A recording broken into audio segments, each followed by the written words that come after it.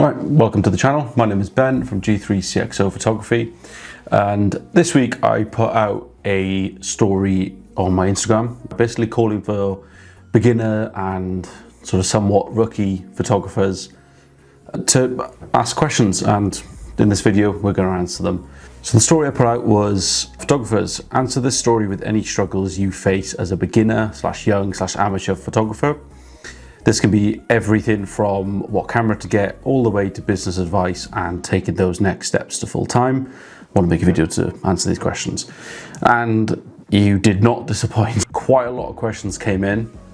So chances are this video will probably be split into two smaller videos just to make it a bit easier. And some of these questions I want to spend a little bit more time actually researching and giving you a proper answer. Now, for my YouTube channel, my mission is to help ambitious creatives escape any limiting environments, kill that fear of public failure, and turn their skills into an actual business so they become role models for the next generation. In this channel, I want to be sharing practical tips on building confidence, charging properly, finding clients, navigating their judgment, and breaking out of small worlds. This is all drawn from my own journey and my own experience, basically go from zero to a full-time creative business. Right, welcome back to part 2. Now, let's jump straight into it. I had a message from a lad called Conrad who sent me quite a loaded message, but I think it's very applicable to a lot of people.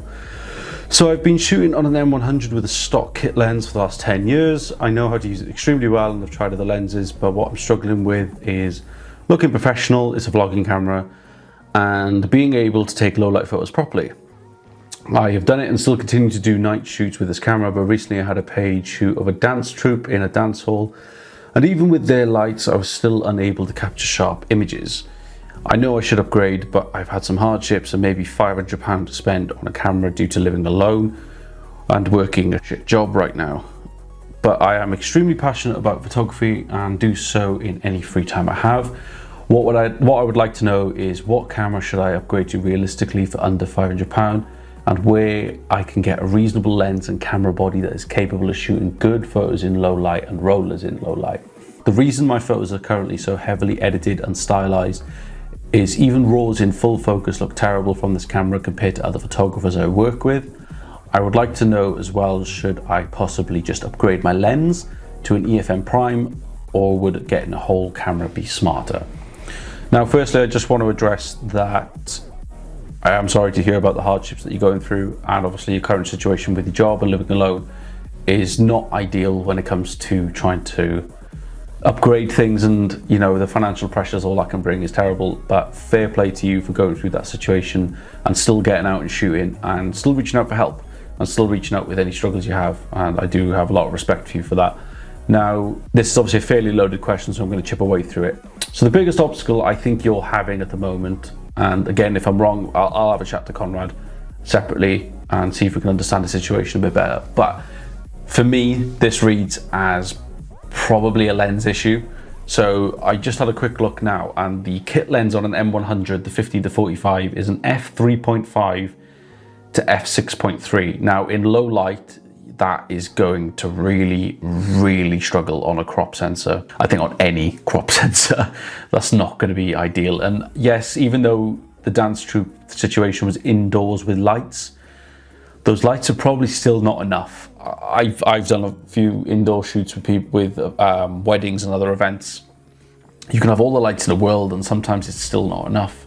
And I've seen a lot of like sports photographers do basketball and stuff, and they really struggle in what you look at. It looks like, oh, there's lots of lights, but when you actually sit there with the camera, it's not.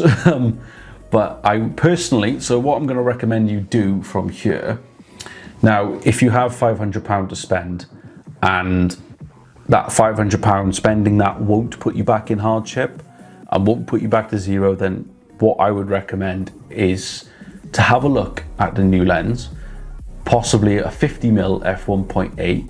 So this is called the Nifty 50, very reputable lens, and very affordable lens for the money. Or I think it's called a Yongnuo 35mm f2. Again, another very affordable and very cheap lens. These two lenses sit right in the range of what you're used to. Maybe the 50mm just outside it, But with the 15 to 45, that's very much what, the primes you'd be looking at. Now, the reason I recommend these two is I've had both, and they were both amazing for the money, and I am in fact considering another 50mm at the moment. But you can look at places like CEX, or SEX, whatever you want to call it, MPB, Jessups. These are all really, really great websites to get used gear from. I'm not sponsored by them. They're not promoting me to say this. This is genuinely my experience. This is where I go when I try to get cheap secondhand lenses for whatever reason.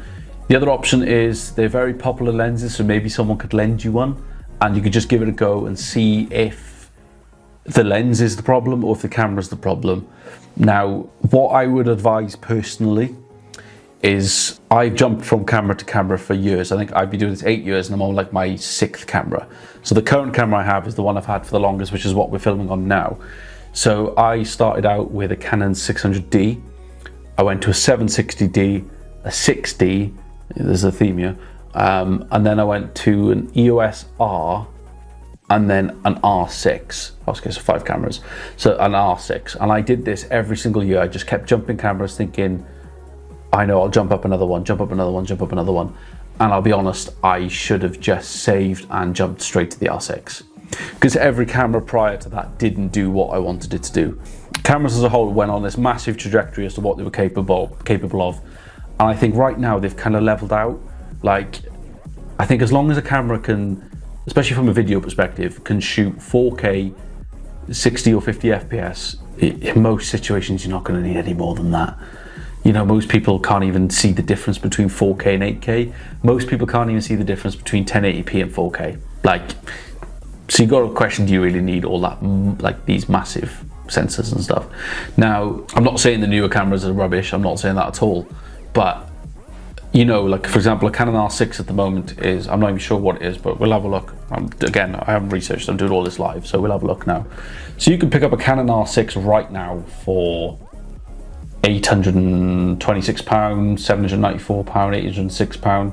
This is significantly less than what I paid. Anyway, so when you think about the fact that right now you're at £500, say you have £500 disposable, you can go and pick one up secondhand for 800 quid. I'd carry on saving and keep saving for a lens. You could easily whack a 50mm on that, or just some other full frame lens, and that would probably instantly perform better than what you've currently got. But again, this is just a recommendation. I would personally, I would just save and keep holding out, and perhaps if your camera does become a massive limitation or becomes unusable in the situations you need it to be used for, perhaps look at borrowing cameras off mates and saying very nice words to them to borrow their cameras, offer them beer, I don't know. But yeah, I feel for you, your situation is tough. But I think it's great that you're still getting out there and you're still doing what you enjoy in all your free time. But I think for now, I would stick with the gear you got, keep learning it, keep figuring out the situations. But I think you need to try different lenses on it and figure out if it's the lens or the camera that's the problem. If it is the camera, then I would hold out for something that's worth it. So if you're going to spend 500 quid, personally to me, I would just save and spend the 800 and just go and get something top tier. Like you said, you've been doing this for 10 years. I think you're at a stage that you could comfortably pick up a pro level camera now and make that leap. I mean, the other option, and this is not financial advice, the other option is to put £500 down and finance the rest. If that's an option for you, it's not an option for everyone. Again, this is not financial advice, but that's another way to explore it. But yeah, I personally, I wouldn't go for anything that's under £500 at your level. If you've been doing this for 10 years and it's been a hobby for 10 years, I think you're capable of taking on a pro level camera. But if again, you are set that you're going to buy another camera, you could look back through the list I just recommended. I would recommend every single one of them cameras to anyone at any level. If you're on a budget, I would recommend all of those cameras I previously had.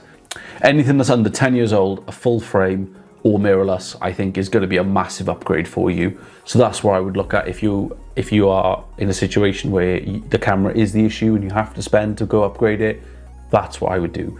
But in terms of recommendations for cheap places, CEX, MPB, Jessup, secondhands, local camera shops, I don't personally recommend Facebook Marketplace unless you know them, because yeah, well, you know, Facebook Marketplace is one of those places. But that's my answer to that question. Like I said, it's a fairly loaded question, but yeah, I think you need to dial in what the issue actually is and go from there. Okay, so another question that we had from JDM_enthusiast. In short, what does a beginner need to get started? And is a CPL filter necessary for protection, or is it possible to do it without it? Now, quick one I want to just quickly address is I don't personally think a CPL filter is for protection. It's for controlling your reflections. Now, yes, it probably is some form of protection, and you know, it is a layer of glass in the way, which will, if you dropped it, probably would save your camera, save your lens. But yeah, CPL filter is to control reflections, not to protect your camera. And is it possible to do without it? Not really. Personally, I that's like the first things I buy. If I buy a new lens, I'll put a CPL filter on it straight away. Both my lenses now have CPL filters on. I wouldn't really do shoots without it. That's not to say there isn't a situation without it, but I'm not saying don't go shoot without one. Definitely go shoot and have a go without one. But I would get a CPL filter if possible. There's plenty of low cost options out there for them. So what does a beginner need to get started? Now, if I was a beginner photographer, if I had to start from scratch right now, first thing I would look at is a camera and a lens. Now, I know a lot of people are probably screaming right now saying, shooting your phone, shooting your phone. For me personally, I couldn't show up to a shoot with my phone in hand and try to charge them. I'm sorry, I just couldn't. I feel like even just having a camera body in your hand with a fancy-ish looking lens on it just creates that more professional impression. But this is just me. Don't shoot me. But yeah, camera and a lens is the first thing I would show up with. And I would then look at editing software of some description. This doesn't have to be paid. This could be your phone. This could be Lightroom. This could be any free software. There's loads out there, but definitely some form of editing software. I think then you need to look at some sort of platform to deliver the images. Now, if you're starting out, things like Google Drive, Dropbox, and everything, they all work great. You know, if you're starting out, they are perfect free options. I think Google Drive probably does compress photos to some extent, but you know, it's free. So, but if you're looking to pay for some stuff, websites like Pixieset are really good, and there are some other platforms available, but I personally use Pixieset. But if anyone has any other suggestions on these platforms and stuff, by the way, definitely drop them in the comments. Like, if there's anything you don't agree with or you think there's better advice to be given, please put it in the comments. I'm keen to hear about this. You know, I want this YouTube to be a platform to improve for people. I don't want it to necessarily just be my opinions. But yeah, that's in short, that's what I would say. I think you need a camera and a lens, editing software, some description, and access to a platform to deliver the images. Okay, so we're going to move on to Okay, so I had a comment from Rob, Digital Dragon Photography, really good photographer. And some people who are struggling need to define the difference between a business and professional versus a hobby/side income. The way you find your clients is very much a different process. I shoot for the love of my images, craft, cars, and sometimes a little bonus on top for those who pay a small incentive for all the effort. Definitely wouldn't want to take those clients from someone making a living from their craft. Now, this is a very, very good point to make. Now, thank you, Rob, for making that point. I think this goes back to something I said in the previous video about how you need to nail in what your target audience is. So if you're a hobbyist and you're not really looking to make any income off it, or you know, you're not setting a price from the off, you just take in, if they offer, you take it. If you're in that position, the way you look for exactly like Rob said, the way you look for your clients is very different. That's very much more down to direct outreach to your mates and your friends and people you meet, and I think the way you approach them is different as well, and the wording you use is different. And I think, yeah, Rob has made a very, very good point. I think once you've defined what you want to be and you've picked your avenue and what your end goal is going to be, it's a lot easier and makes a lot more sense and sets the steps out of where you want to go with this a lot more, and it becomes less frustrating as well, in my opinion.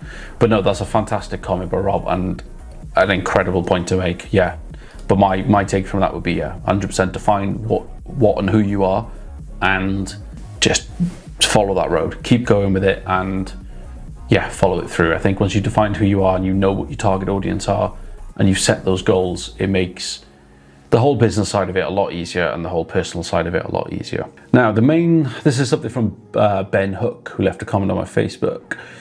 Main thing I've been struggling with was people removing my watermark and causing me to have to put the watermark over the whole photo, which I personally hate, but without it, my name just gets removed.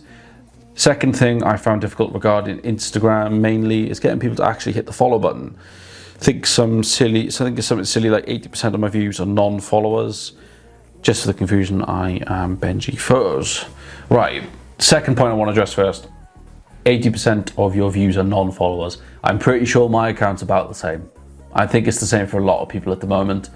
Instagram especially is in my opinion, is in a bit of a weird situation. You got to remember as well, a lot of people are just doom scrolling.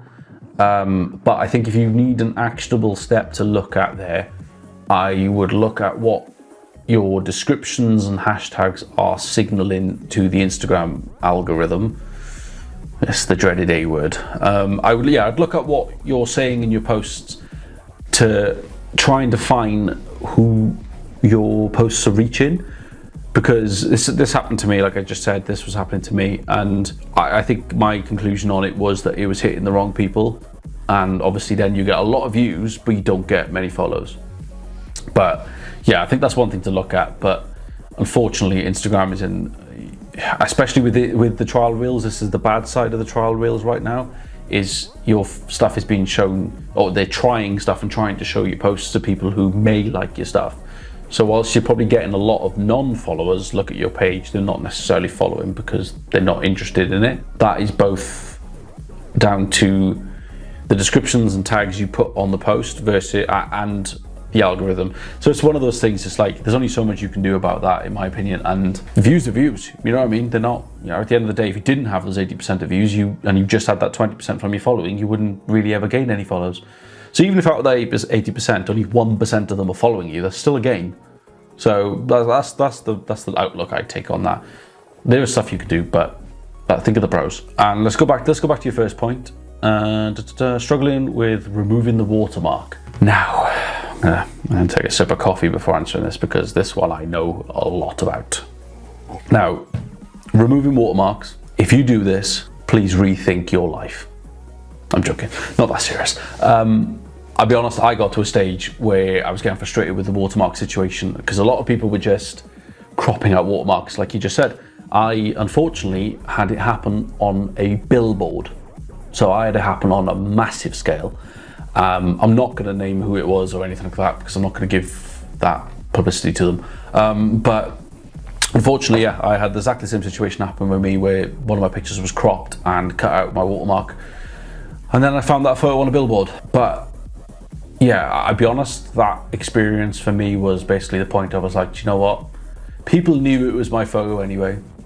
So I just stopped doing it. I think as long as you have a distinctive enough style and you're well known enough in your local area especially, watermarks aren't the be all end all if they get cropped out. I think if you're in a situation where like you have them on your website and you're giving them away for free, then you need to start charging for them. Like websites like Pixieset, for example, you can put your watermark over the top of it, and then when the client pays for it, the watermark's taken off.